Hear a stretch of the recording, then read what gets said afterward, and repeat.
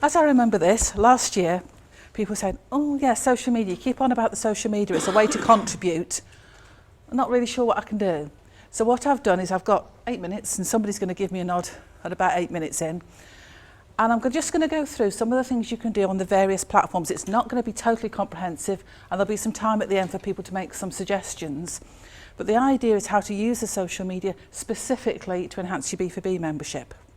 Lots and lots of other things available, but I am ending the presentation with the big fact that even a lot of social media people don't know. So hopefully that will be particularly useful to you. Obviously we have the B4B staffs page, which is Stuart's baby.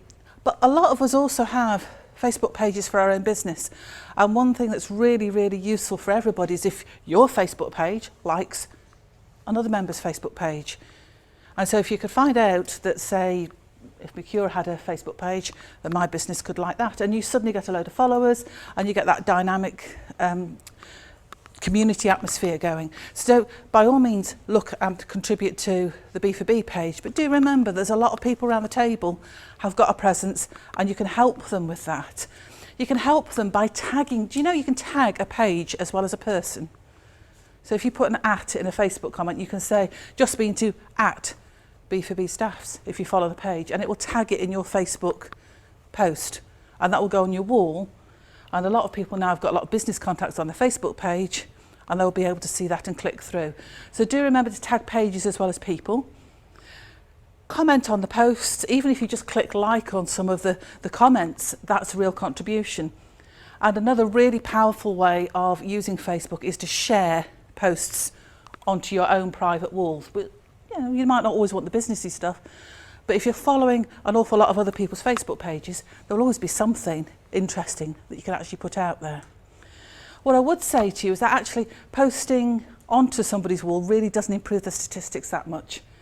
So if you're sort of saying, I had a great meeting, thank you, it's very nice, but the statistics that they'll be looking at won't necessarily increase greatly. Whereas if you put a comment, that's really interesting and I enjoyed the meeting, that has much more effect because more people see it. Only the people who follow the page will see if you post on the wall. If you make a comment on one of the previously issued posts, much more people will see it.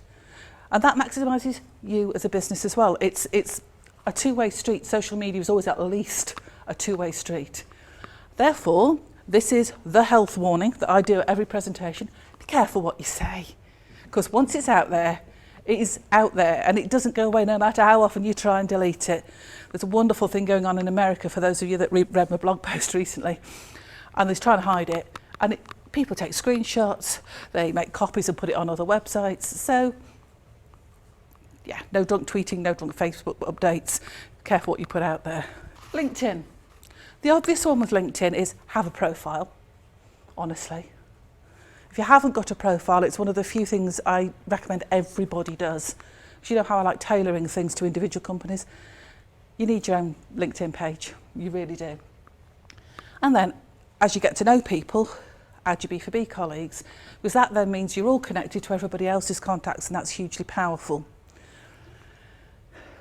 If you work together and you have a good experience, which so far everybody who's worked together has had a good experience, put a testimonial across.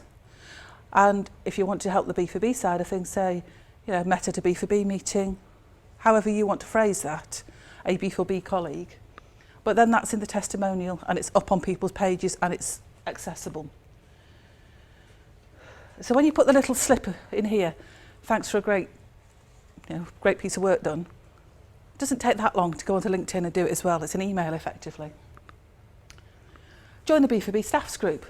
One of the largest and most active networking groups that I'm in on LinkedIn, certainly, and I'm in a few. It's a great way to get a feel for the other B4B members across the county without actually having to go on the marathon if that's not your thing.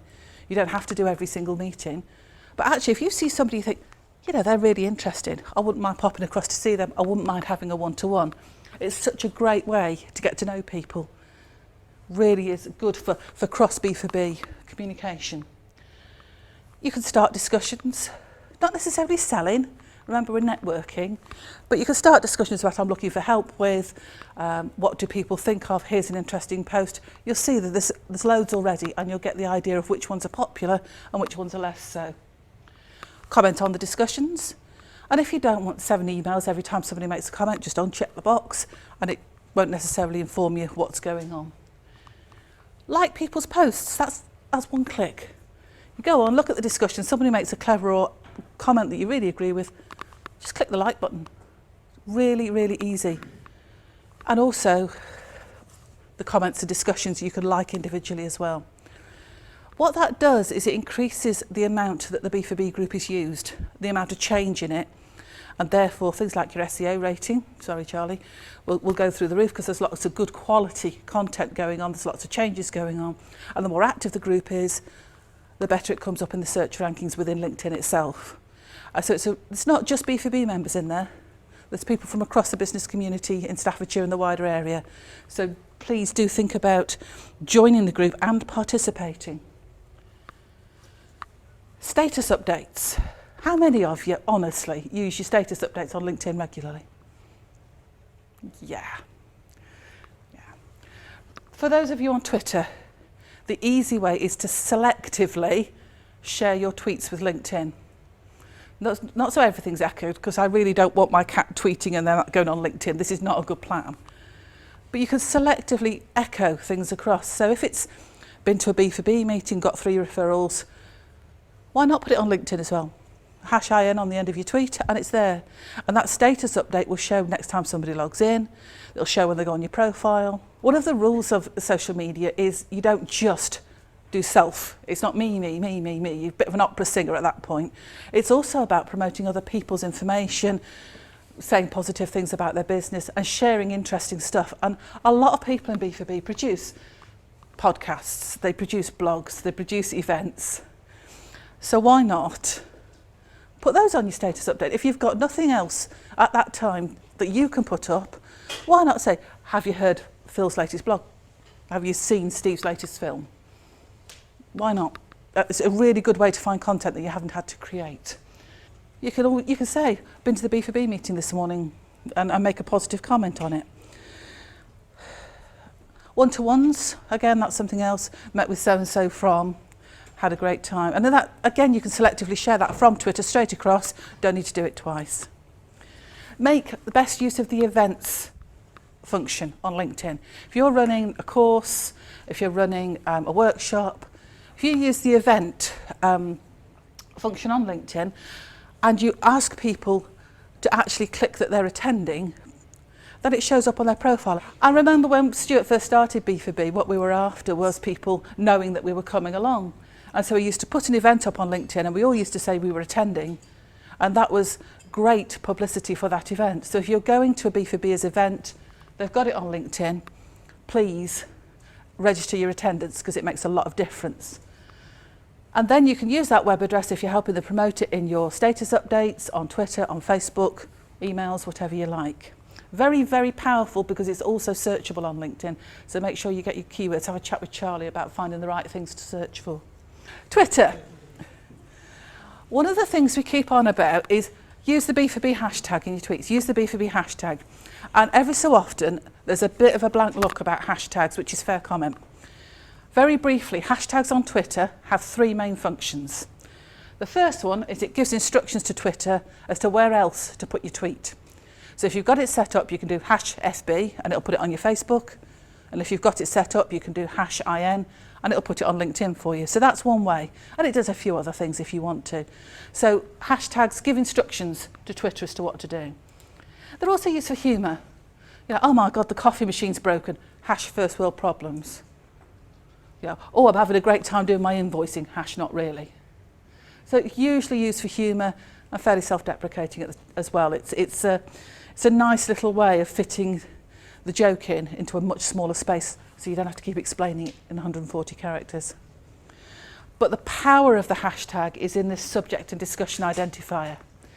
So if you click on anybody who's used the BforB hashtag, you'll see a whole list of tweets, not just from the people you're following, but from everybody in BforB across the world, including Australia and Czechoslovakia, that are using the BforB hashtag that are BforB members.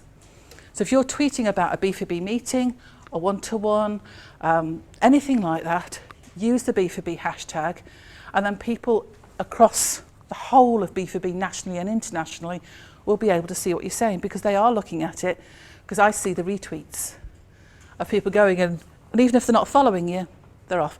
If you've got, was it 2,000 members now in B4B? If even 10% of those are on Twitter, that's quite a nice lot of people to be involved with. Actually, it's a far higher percentage. So think of all the contacts you're missing by not looking at the hashtag. Who might find you if you actually use the hashtag? I think, who's that? The important follow-up here is make sure your biography is up to date. Because if they click on the B4B hashtag and it's blank, and your biography, they think, what do you do? So the follow-up to that is have your biography up to date. The hashtag is a very powerful tool. Those of you that like to watch things like, No Question Time, I suppose, EastEnders, Dancing on Ice, they've all got their own hashtags. And rather than you having to follow the several thousand people commenting on it, you hop over onto your saved hashtag and you communicate on that. And as long as you put the hashtag on it, you're talking to everybody using that hashtag.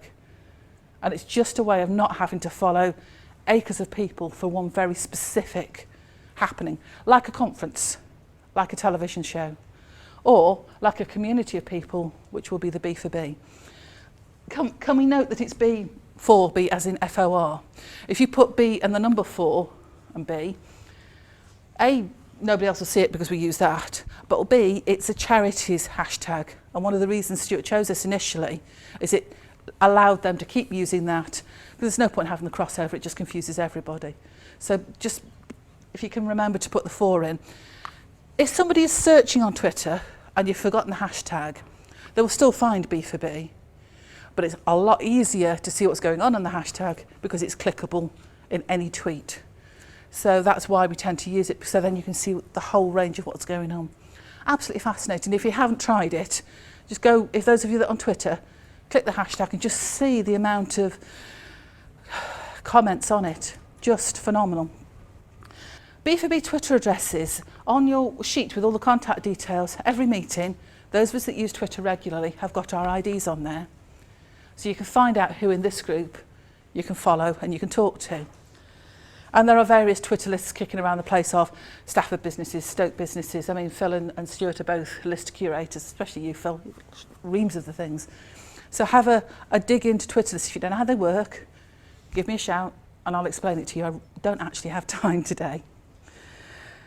So what's a tweet about? Well, yes, I've already tweeted, name check the hotel, off to Atmacure, Stafford. Looking forward to making the presentation. The one-to-ones, the meetings, all the things that you can then copy across to LinkedIn. The important thing is the name checking, using somebody's address, tagging them, whatever you prefer to call it. And this is where the secret comes in, okay? You ready for this? This is the big secret about tagging people. Yeah, really. A lot of even social media experts just miss this one entirely. If you're talking about somebody and how great they are, you want everybody that's following you to know about it, don't you? So if I'm going, at Bassage Biz did a great job with the PQQ, did you know that if you start it with that person's address, you are severely limiting who can see that message? Because at mentions or anything started with at Bassage Biz, at Lilac Films, can only be seen by mutual followers. So if we're following each other and I tweet about Steve and I put his name at the front and you weren't following him, you wouldn't see that tweet. It would be invisible to you. If you actually went onto my feed and had a look at it, yeah, you might see it, but you don't automatically get it if you're not all following. And it can just disappear. And especially if you've not got that many followers in common, it can just vanish. Now, sometimes that's a really good thing if you're having a chat about, coffee, cats and chocolate. But if you want to say so-and-so did a fantastic job, either put a dot in front of their address so that it doesn't trigger that privacy, or say, fantastic video from at Lilac Films, great PQQ lesson from at Bassage Biz. Put the address, the name check, towards the middle of the tweet. Don't start it. Because it really does severely limit who can read. I mean, it'd be great if we're all following each other, we'd all see it. That's good. I've got 650, 700 followers. Some people have got 2,000 or 3,000. How many people are you cutting out because they're not all following the people that you mentioned and you? So name checking, the big trick is to either put a full stop if you need to start with a name or put it somewhere in the middle. Works 1,000 times better, and it gives you visibility and the effort that you're trying to put into name checking that much more oomph and impact. Like anything else, put a bit of, well, not Stuart because it's his business, but put a bit of variety in your tweets so that BforB is a regular part of an interesting feed, whether it's Twitter, Facebook or LinkedIn. So it shows the variety of what you're doing, who you mix with, and how you get on and get your business.